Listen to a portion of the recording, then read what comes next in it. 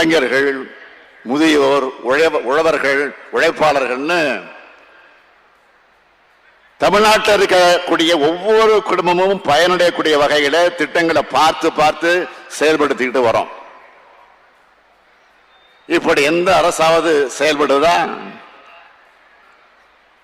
10 ஆண்டுகளா தமிழ்நாட்டை சுரண்டுனாங்களே, அவங்களால இப்படியெல்லாம் ஏதாவது ஒரு திட்டத்தை நிறைவேற்ற முடிஞ்சுதா?